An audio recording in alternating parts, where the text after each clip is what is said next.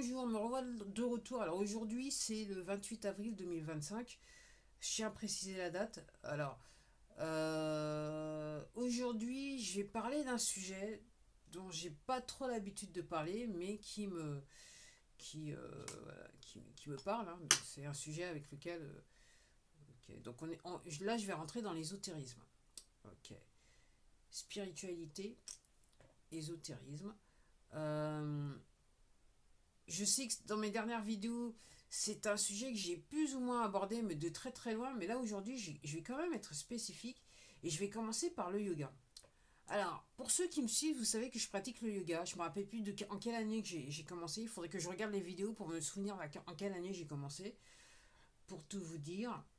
Et je vais pas me risquer à une date de peur que je me trompe. Allez. Alors, le yoga. Le yoga, c'est un sujet assez important. Le yoga est en relation avec les textes védiques.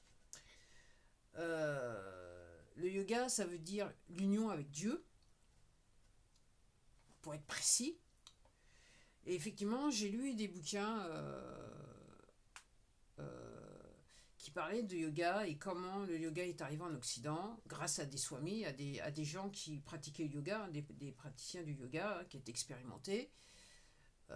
Pas aussi peu de temps que ça, hein. Depuis le début du siècle dernier, ils étaient déjà arrivés.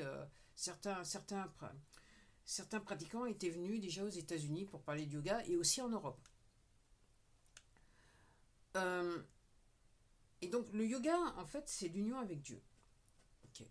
Le yoga en Occident, il a été commercialisé et alors, vous connaissez mon propos. Moi, je dis, j'aurais même tendance à vous dire commercialisé par les poteaux à des fins purement lucratives. Ça a été tellement commercialisé que cet aspect de union avec Dieu s'est évaporé en Occident. Je me demande même si, peut-être dans certaines parties dans l'Inde, ok, je me demande s'ils y sont toujours, bien que les vrais pratiquants, les vrais praticiens savent que c'est réellement une union avec Dieu. Ok. Donc, en Occident, alors c'est mon avis, si vous n'êtes pas d'accord, c'est à vous de voir. Moi, vous pouvez laisser des commentaires, hein, si vous avez des choses à dire. Je serais très étonné. Enfin, je les lirai. Tous les commentaires, je les lis. Alors, ok. Vous avez le droit de ne pas être d'accord avec moi. Donc, en Occident, il a été commercialisé à un point que euh, on oublie que la pratique. Alors, si vous lisez les textes védiques, je les ai pas tous lus, mais j'en ai peut-être lu plus que peut-être le pratiquant moyen dans l'industrie. Je lis les textes védiques au quotidien. Là, de nos jours, c'est presque au quotidien. J'entends les textes védiques, j'entends parler des textes védiques dans- au quotidien. Et en fait, déjà, quand on lit certains textes, on n'est pas sur 140 poses et voilà, je sais pas combien de machin. On est sur, je crois que c'est 24 ou 26 poses, ok, qui ont, en ce qui me concerne, enfin, ce que je comprends, qui ont une utilité spécifique euh, qui peut avoir une action sur votre corps et qui vous permet de vous élever et de réaliser Dieu.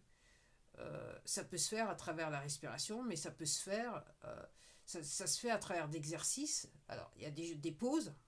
Alors, commercialement, on peut dire exercice, au point où on en est là en Occident, on peut dire que des exercices, mais si on se rapproche du texte védique, on est sur des pauses qui mettent le corps dans un certain, entre guillemets, stress, qui fait que vous avez les méridiens, les chakras et tout ça qui vont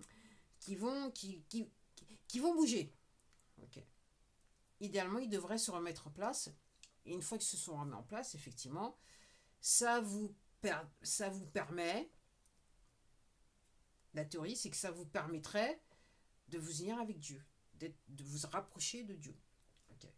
Donc, le yoga, il était commercialisé. Alors, pour ceux qui suivent mes vidéos depuis 2012, je fais des vidéos sur ces plateformes. Hein. Donc, ok, j'ai plus de 1600 vidéos en ligne, ok. Et quand j'ai commencé à pratiquer le yoga, j'ai fait une première vidéo. En sachant que j'ai découvert... Alors, le yoga que je pratique, c'est celui qui est le plus contesté. Alors, moi, en ce qui me concerne, je comprends à juste titre, ok. C'est un yoga qui s'appelle Bikram Yoga, qui à la base réellement devait s'appeler Ghosh Yoga. Ghosh, donc c'est le nom de famille de la personne qui a commencé à pratiquer ce yoga, qui a été rebaptisé après Bikram Yoga.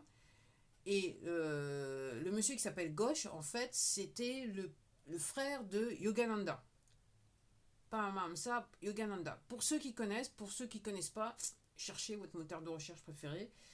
Là, avec le moteur préféré, le moteur de recherche préféré des poteaux, vous avez des chances de pouvoir le retrouver et de comprendre certaines choses. Donc, moi je pratique ce yoga. Alors comment j'ai pratiqué, pour la petite histoire, j'étais encore abonné à Netflix à cette époque-là.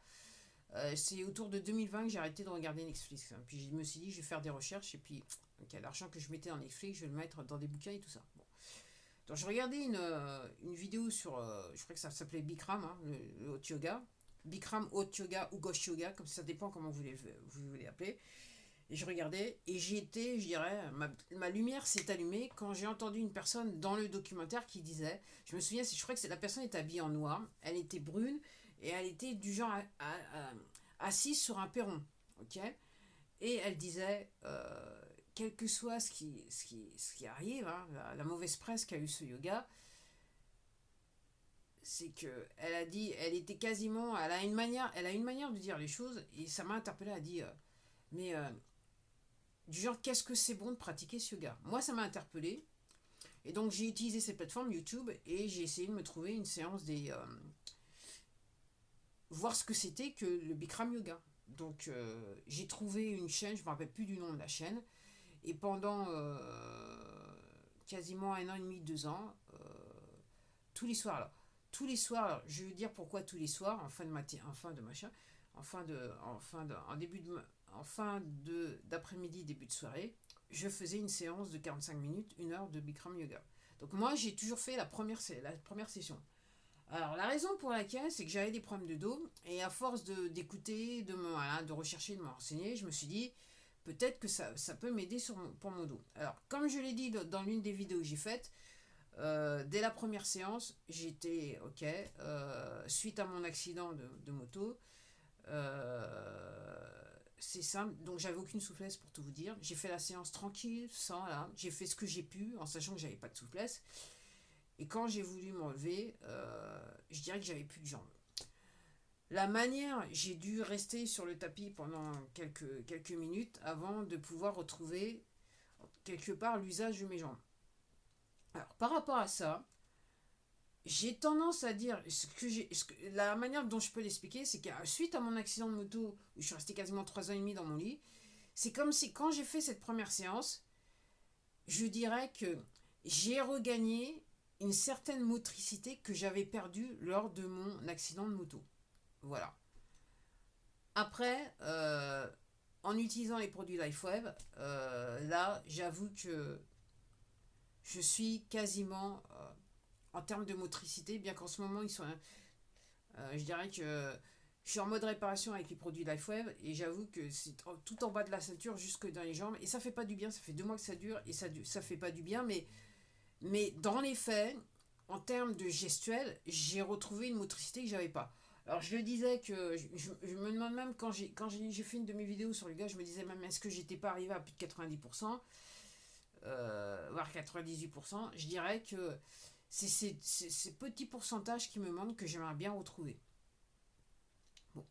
Alors pourquoi je vous dis aujourd'hui c'est 28 avril 2025 parce que d'un point de vue je dirais ésotérique, il y a beaucoup de gens qui vous parlent d'ascension. Okay. À la question, est-ce que tu as ressenti des symptômes? Oui. Et maintenant, avec le recul, je me rends compte que les premiers symptômes, moi, je les ai eus après mon accident de moto, sans le savoir, je marchais toujours avec une canne. Et j'avoue que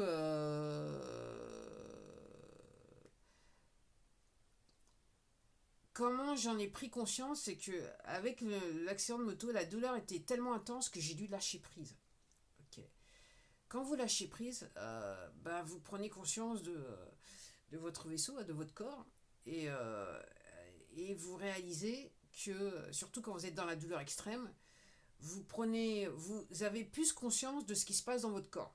Donc quand vous êtes dans la douleur extrême et que vous souffrez un petit peu moins, vous constatez.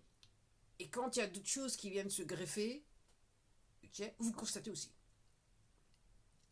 Et donc, comme je dis, alors pour ceux qui ne sont pas abonnés à ma chaîne, donc moi, ça fait, depuis 2014, ça fait 10 ans que je suis, je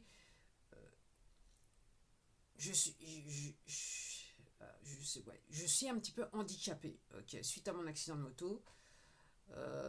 J'ai pas retrouvé ma motricité, voilà. Jusqu'à temps que j'utilise les produits Lafweb, j'avais pas retrouvé la motricité d'avant mon accident. Et suite au traitement que j'ai dû avoir, je dirais que ça a créé d'autres problèmes dans mon corps. Et donc là, pour l'instant, voilà, j'utilise les produits Lafweb, ok. Et là, je suis en mode réparation, je suis en mode nettoyage. Ouf, voilà. C'est comme ça que je définis les choses. Après, ce n'est que mon témoignage. Voilà, c'est à vous de voir. Si vous avez des problèmes de santé, vous allez voir votre médecin. Par rapport à tout ce que je dis dans la vidéo, si vous avez des problèmes de santé, je vous invite à aller voir votre médecin. Moi, je suis pas médecin. Ok. Je suis juste, voilà.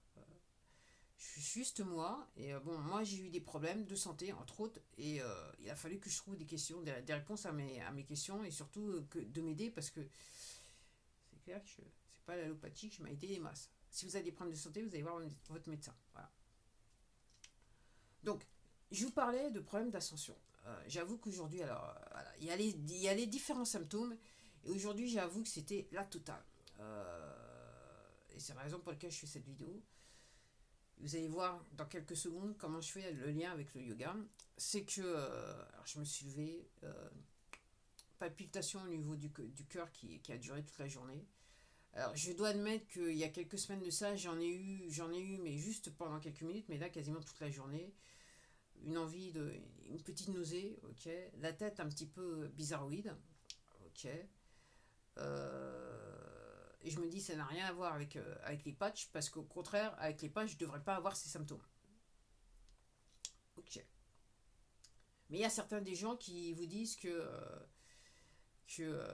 ésotériquement et surtout spirituellement il se passe des trucs avec les patchs aussi. Ça, voilà. Bref. Aujourd'hui c'était particulièrement chaud, tellement chaud que j'ai dû m'allonger à un moment donné parce que je me suis dit là ça va pas le faire, il faut que je m'allonge, je commençais même à avoir mal au cou et tout ça. Je me suis dit putain. Mais je me suis pas inquiétée parce que je comprends ce qui se passe. Ok, je comprends, voilà, je comprends que dans l'univers, je suis en réaction par rapport à tout ce qui se passe autour de moi. Ok. Donc, je me suis dit, oh punaise, je vais peut-être pas pouvoir faire la session. Alors, à la base, ma séance de yoga, alors, à la base, je faisais le yoga en fin d'après-midi parce que tout simplement, suite à mon accident de moto, pendant 10 ans, entre guillemets, comme je dis, moi, à la minute où je sortais de mon lit, je commençais déjà à avoir mal jusqu'à temps que je me remette au lit le soir. Ok. Et j'étais pas du genre à me coucher tôt non plus. Donc, autour de 5h, 6h, la douleur commençait à être épouvantable. Et donc, quand j'ai commencé le yoga, je dirais que cette séance que je faisais, entre guillemets, fin d'après-midi, début de soirée, ça me permettait de me relancer surtout et de me permettre de terminer la soirée, ok, avec un petit peu moins, avec un petit peu plus d'aisance, on va dire cela comme ça. Et moi, ce que je dis, alors, il y a des gens qui dénigrent ce yoga. Moi, je ne peux pas le dénigrer parce que, comme je dis, dès la première séance, j'ai compris ce que ça faisait sur mon corps. Jusqu'à ce jour, je comprends ce que ça fait sur mon corps. Quand on me parle d'énergie qui circule dans le corps, moi, je comprends que ce yoga, en ce qui me concerne, il est fait pour ça. Alors, même celui qui l'a introduit en Occident, Bikram, n'est-ce pas? Il dit que c'est le plus grand yoga, machin, machin. Personnellement, mon expérience personnelle, j'irai pas le démentir. Alors, encore une fois, moi, je suis juste sur la première séance, hein, la première section. Honnêtement, j'ai pas non plus l'intention d'aller sur la deuxième ou troisième. Je crois qu'il y a deuxième et troisième session. Euh, j'ai pas l'intention. Je suis toujours sur la première. Ça me convient. Et surtout, moi, ce que je constate, c'est que dès que je sens, si en termes d'énergie, c'est un petit peu le cafouillage toute une journée dans mon corps, je fais la séance et en ce qui me concerne, la balance est de retour. Et donc aujourd'hui, donc je me retrouve avec des palpitations et tout ça, donc je me dis, waouh, ça va être chaud ce soir le yoga, surtout que j'avais même la tentation d'avoir un petit peu le vertige, je me dis, mais ça va pas le faire. Je me suis allongé sur les tapis, je me suis dit, je vais voir un petit peu, ça va me calmer, surtout les palpitations. Je me suis dit, je vais me calmer, je vais voir déjà si ça me calme un peu juste de m'allonger. Je suis resté quasiment plus de 20 minutes allongé. Après, j'ai essayé de me remettre dans la position assise pour voir si les palpitations s'étaient un petit peu calmées, c'était un petit peu mieux. Et je me suis dit, tu sais quoi, sur la base que tu as constaté dans le temps que, en termes d'énergie, ça bouge les énergies dans le corps, je me suis dit, peut-être que en faisant cette séance, ça va calmer les palpitations. Et donc, je me suis mis à faire la séance. Alors, pour ceux qui sont dans l'ésotérisme et le spiritualisme, ok, ok, la gorge, on vient me voir, pour ceux qui comprennent, ok.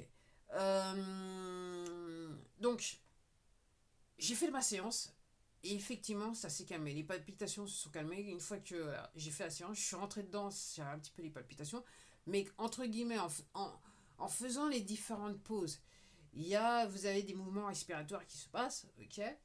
Donc je me suis dit, quand je me suis décidé à faire la séance, je me suis dit déjà en termes de palpitations, ça devrait calmer les battements de mon cœur, déjà d'une. Et je me suis dit, l'histoire de la tête, le vertige, et puis j'ai l'impression d'avoir un nausée, je me suis dit, ça va faire bouger les énergies, ça devrait me... Voilà. Donc en gros, pour résumer, je suis sorti de la séance et j'étais nickel. Là, pour l'instant, je suis nickel. J'étais aussi un petit peu fatigué quand j'ai commencé. La fatigue s'est élevée un petit peu. Mais par contre, je vais me coucher tôt ce soir, ça va m'aider. Mais tout ça pour vous dire, le yoga, c'est pas juste une série d'exercices. Et effectivement, il vaut mieux le faire euh, avec quelqu'un qui s'y connaît, en sachant qu'en Inde, votre prof, votre maître déjà, donc vous êtes le disciple de votre maître quelque part, et il vous donne réellement, il vous apprend un mouvement. Une fois que vous maîtrisez ce mouvement, vous en apprend le vrai yoga traditionnel, genre Hatha Yoga et compagnie. Donc le yoga qui est référencé dans les textes védiques, c'est le Hatha Yoga. Et seulement celui-là. Ok.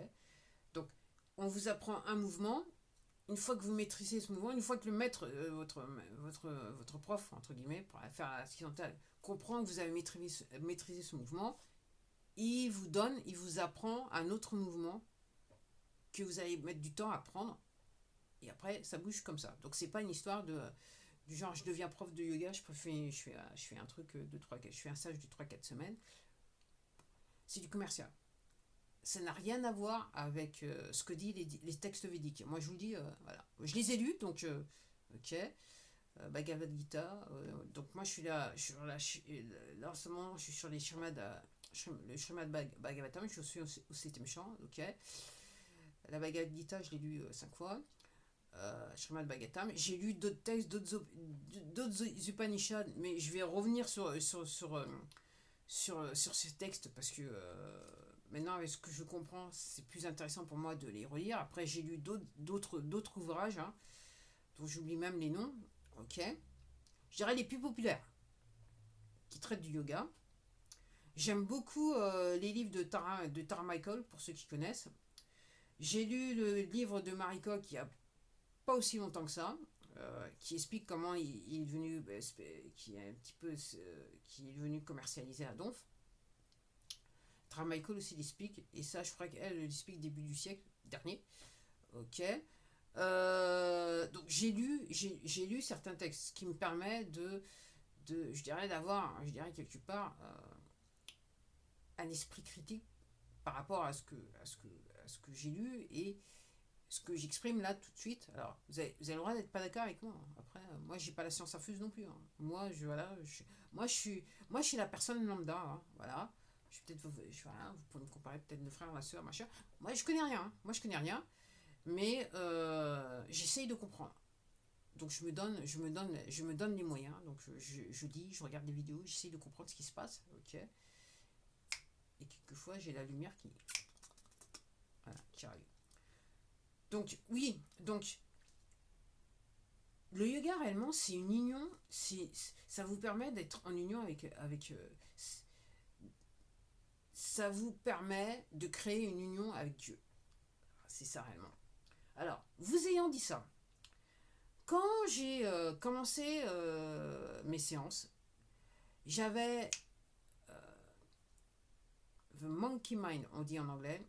J'avais un tas de pensées, surtout que j'étais dans le stress de la souffrance et je dirais, de tout ce qui était autour de moi qui ne marchait pas. Donc j'étais en plein, je suis arrivé sur ces séances en plein stress. Ok.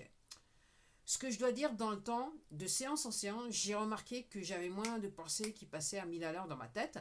Ok. Et j'avoue que là, en plus, ça aide un petit peu avec les patchs LifeWeb. J'avoue que là, maintenant, je dirais que quand je fais mes séances, je suis même très très calme. Très très calme, très posé. Et effectivement, le yoga, quand vous pratiquez ces mouvements, ok, ces poses, ok, devrait en fait vous mettre dans un état de méditation, de concentration, qui fait que vous oubliez ce qui se passe autour de vous et que vous ressentez ce qui se passe dans votre corps. Il peut arriver que sur un mouvement, moi c'est ce que je comprends, il se peut que vous ouvriez tous vos chakras et que vous puissiez effectivement avoir l'expérience de l'union avec Dieu. Okay. C'est ce que disent les textes védiques, hein. Ok, entre guillemets.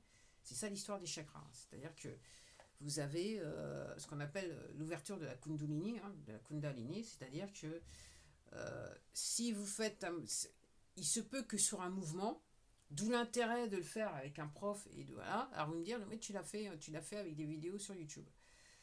Ok. Après, moi, quand je suis arrivé dessus, je me suis dit, c'est juste des exercices. Ok. C'est quand j'ai fait l'exercice que j'ai pris conscience qu'effectivement, il se passait quelque chose dans mon corps. Ok. Après, j'ai pas été à donf, moi j'ai fait ce que j'ai pu. Donc en fait, comparé à ma souplesse là maintenant et comparé à ce machin, c'est la nuit. Et quand j'ai commencé, c'est la nuit et le jour. Donc l'histoire de vous pouvez monter donc sur certains mouvements, si vous êtes dans dans un état de méditation quand vous faites le mouvement, il se peut que vous réveillez ce qu'on appelle la Kundalini, c'est-à-dire que vous alignez tous vos chakras et qu'il y ait une énergie qui arrive du bas de votre dos et qui remonte. Normalement, c'est tout au long de la colonne vertébrale qui remonte et que vous atteigniez que vous ayez une expérience spirituelle, une grande expérience spirituelle qui en fait vous rapprochez de la source Dieu. Ok, c'est ça l'histoire. Donc, ça n'a rien à voir avec tout ce yoga qui a été hautement commercialisé à travers le monde, mais d'un autre côté, moi je ne suis pas surprise, hein, puisque quand vous comprenez réellement ce que c'est, ce que ça doit faire, effectivement, pour en venir au poteau, effectivement, il fallait commercialiser l'affaire pour éloigner des gens des effets éventuels de ce que pourrait leur apporter la pratique. Okay, donc si vous pratiquez, ok, de la bonne façon, ok, il peut se passer des choses pour vous. Ok. Alors, si vous vous dites pratiquant de yoga, que soyez prof ou pas prof, moi de toute façon, je laisse le pavé dans la mare. Ok. Si ce que je vous dis, ça rentre dans une oreille, ça ressort de machin, et vous pensez que je raconte n'importe quoi, il faudrait vous changer de sport. Il faudrait que vous changiez d'activité, je vous le dis tout de suite. Vous êtes tellement à côté de la plaque. Je suis désolée de vous le dire, mais d'un autre côté, si vous regardez toutes mes vidéos, vous verrez que quelquefois je suis pas très diplomate. Donc, vous m'excuserez. Ce degré d'innocence que j'ai toujours en moi, on va dire cela comme ça. Donc oui, donc le yoga, il sert à quelque chose. Et comme je dis, moi ce que je voulais vous dire, c'est que donc aujourd'hui, où je pense que j'ai peut-être tendance à penser qu'on est encore dans une autre période d'ascension. Et là, aujourd'hui, j'ai ressenti très fort. Et là, ce que je suis en train de vous dire, c'est que ma séance m'a permis de